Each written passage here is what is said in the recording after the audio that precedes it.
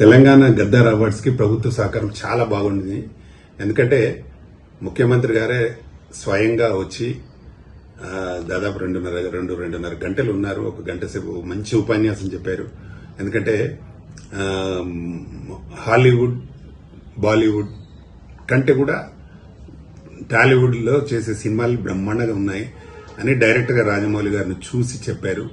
రాజమౌళి గారు, మీరు మంచి సినిమాలు చేశారు, ఇక ఫ్యూచర్ లో కూడా మంచి సినిమాలు చేయండి. హాలీవుడ్ బాలీవుడ్ మన దగ్గరికి రావాలి. మీ ప్రభుత్వం నుంచి ఎలాంటి సహకారం కావాలంటే అలాంటి సహకారం నేను చేస్తాను అని ముఖ్యమంత్రి గారు స్వయంగా చెప్పారు. అలాగే ప్రభుత్వం ఇండస్ట్రీకి ఏం కావాలన్నా ఆ సహాయం నేను చేస్తాను.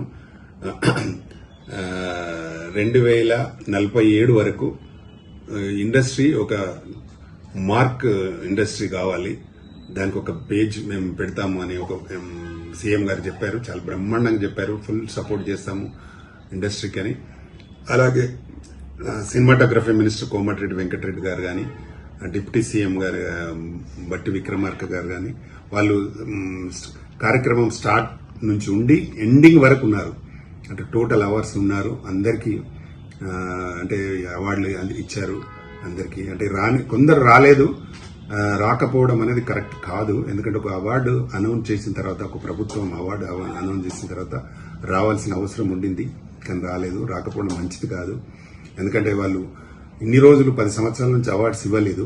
ఇప్పుడు ప్రభుత్వం గుర్తించి మీకు అవార్డ్స్ ఇవ్వాలి అనే ఒక నిర్ణయం తీసుకున్న తర్వాత, అవార్డు అనౌన్స్ అయిన తర్వాత రాకపోవడం అనేది పర్ఫెక్ట్ కాదు. దీనికి దిల్ రాజు గారు కూడా బాగా ఎంకరేజ్ చేసి సపోర్ట్ చేసి చేశారు. కానీ వచ్చి ఉండవలసింది అందరూ, బాగుండేది అనేది నా ఉద్దేశం.